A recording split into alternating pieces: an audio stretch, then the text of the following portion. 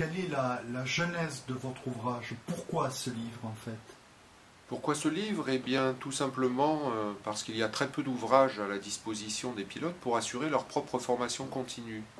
L'immense majorité des publications dans ce domaine ont trait à la formation initiale et quasiment jamais à la formation récurrente. C'était d'ailleurs pour cette raison que j'avais, il y a quelques années, tenu une chronique mensuelle sur le site Aéroclub de mon aéroclub, le site internet.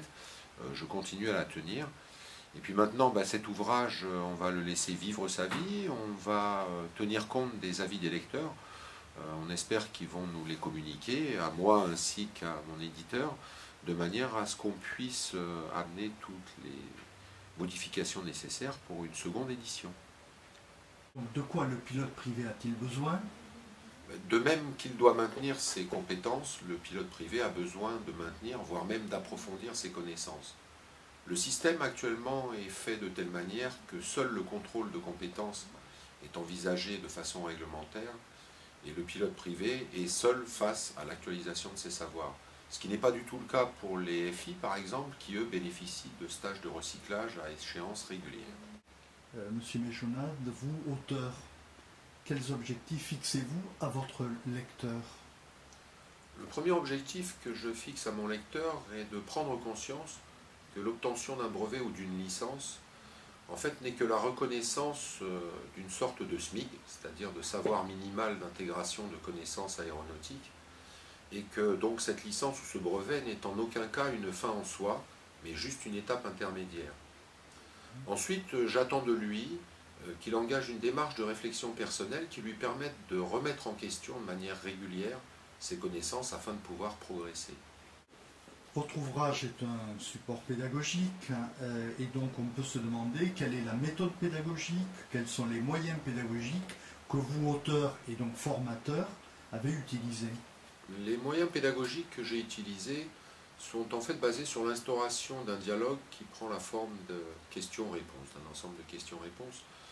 Les questions qui sont présentées sous forme de QCM sont en fait des questions que pourrait poser un instructeur et qui après serait amené à commenter et à développer l'ensemble des réponses à ces questions. Ces questions, elles couvrent 11 thèmes différents qui vont des connaissances générales sur les avions jusqu'à l'exécution du vol, en passant par la résolution des pannes, la météorologie, la réglementation, les instruments de bord, la préparation du vol et des tas d'autres thèmes encore.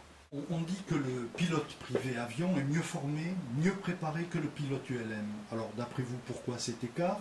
Et par ailleurs, est-ce que vous pensez que votre ouvrage peut être utile aussi au pilote ULM?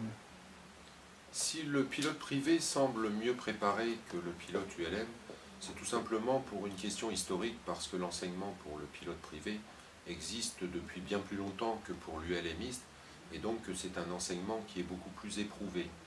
Par contre, une fois cette formation initiale terminée, aucun des deux ne bénéficiant de formation continue, il est évident que les deux types de pilotes pourront trouver avantage à lire cet ouvrage. Est-ce que vous pouvez nous donner un exemple d'enseignement qui sera utile au pilote qui vous lira?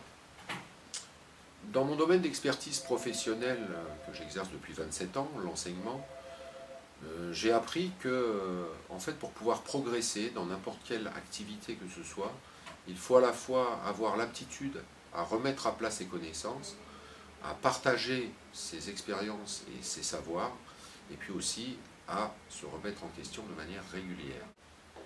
Quelle est l'erreur communément commise que le pilote pourrait facilement éviter?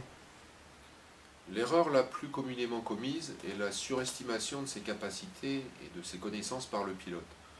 En fait, le pilote il souffre souvent d'un excès de confiance en lui, et ça ne peut que lui être préjudiciable pour l'avenir.